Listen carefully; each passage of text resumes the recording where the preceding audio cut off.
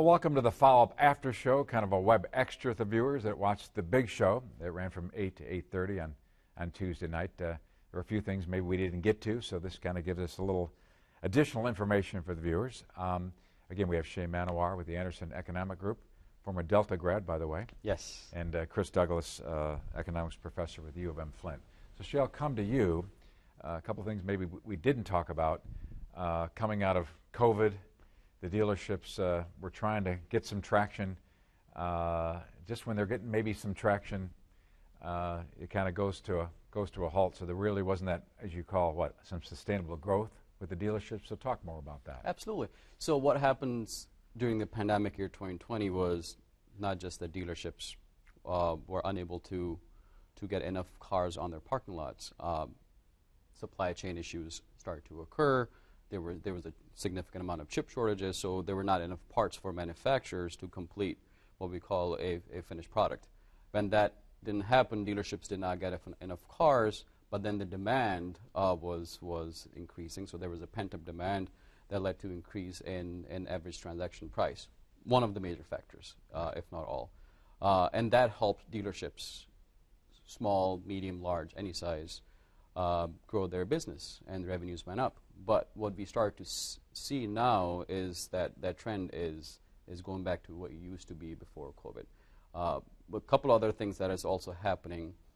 Unit sales, they're still behind what it used to be before COVID. So we are still looking. We haven't reached pre-pandemic levels, not at the unit sales, not at the inventory levels, not at the production levels. So now what were one of the best few years for dealerships, it may not happen, and that's how we call it. It was unsustainable growth.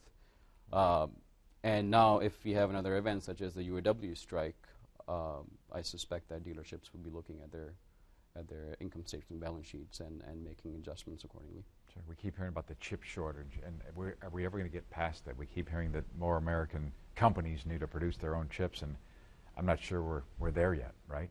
I mean, we still have an issue overseas. And I'll be very quick. Some of the projects that have been announced out there, the manufacturing doesn't start for most of them before 2025.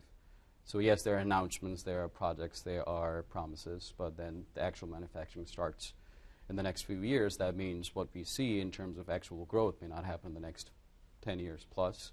So any event such as UAW strike or any disruption would slow down the growth. Right. It's inevitable. So the next few years for the industry would be significant. It's gonna go through a transition. It's going through a transition, but we don't need more hiccups. Right. That's what we see in the data, and that's what we note that other competitors also looking at it, and they might take advantage of it. Right. One area in the big show, Chris, that we didn't get into, we have this huge budget surplus. Michigan's had a budget surplus. The debt ceiling has gone through the roof. We all got these refunds, huge refunds, would pump money into the economy, and yet there's a downside to that, right? Right. So if this UAW strike drags on, Michigan could be plunged into a 1-quarter or maybe a 2-quarter recession. And when there's a recession, tax revenues to the state fall because people are earning less income, fewer sales are happening, so less sales tax revenue and so forth.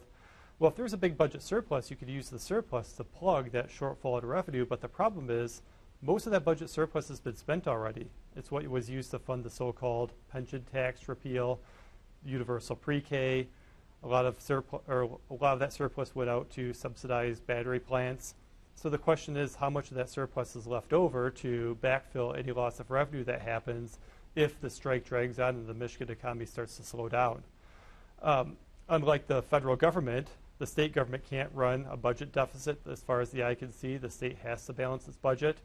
So if there's a recession that drags on and Michigan has blown through its budget surplus, what that means is either taxes will have to rise or some spending will have to cut.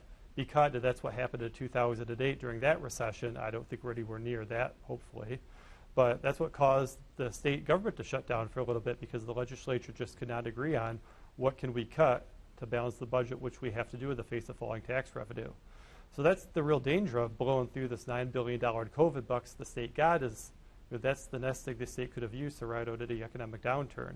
But the downside of the federal government sending people those COVID bucks, plus the checks that went out, is that largely that money was printed out of thin air. The Federal Reserve basically doubled, not basically, they did double the money supply to fund all that government spending.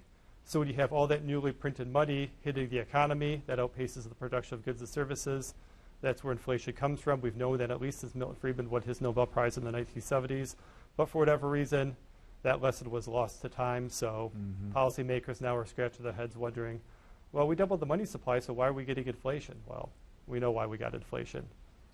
And Shay, I'll let you finish sort of this up as you listen to Chris talk about what he was talking about. I know the Anderson Economic Group has been down that path, right? You've done some analysis about that. I don't know if you can follow up on what he said, or maybe an opportunity to promote the Anderson Economic Group and the kind of work that they do. Absolutely. So Anderson Economic Group has been in the business for more than 25 years. We have advised governments, small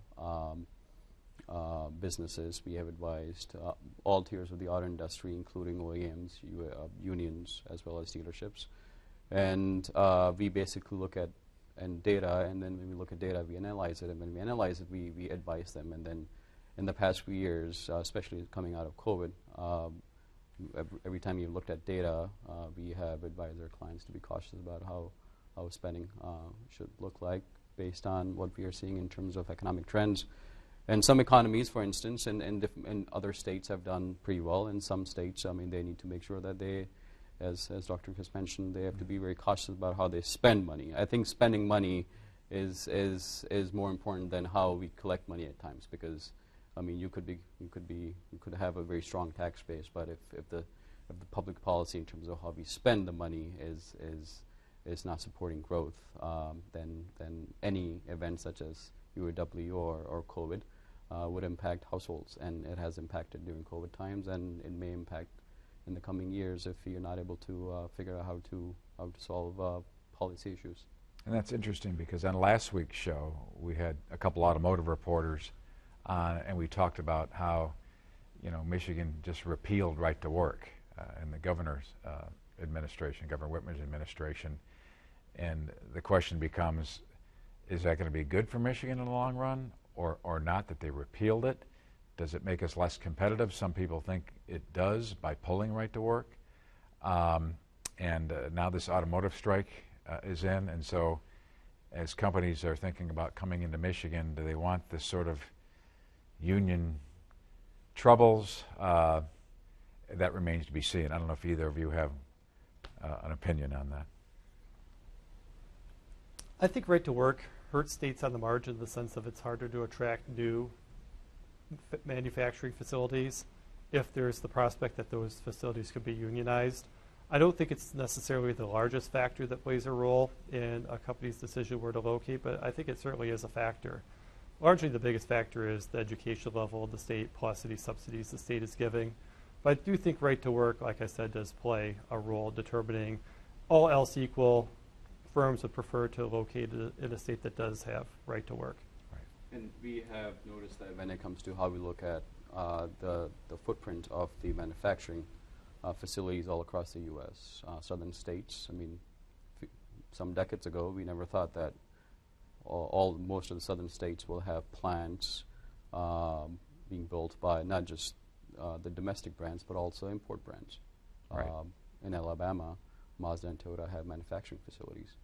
And now we will look at brand loyalty shifting from domestic brands to import brands, just because there are regional economies who depend on those facilities. And people go work on those plants, and when they come back, they want to buy those brands.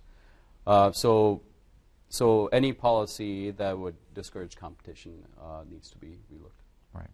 Well, we'll leave that as the last word. In our follow-up after show, you guys did a great job in the big show, and thank you for adding additional value and discussion for the after show. Appreciate it. You guys made a good team, and we'll have you on again in the future. Appreciate it. Sounds good. It's been a pleasure. Absolutely. And thank you, the viewers, for joining us on the after show.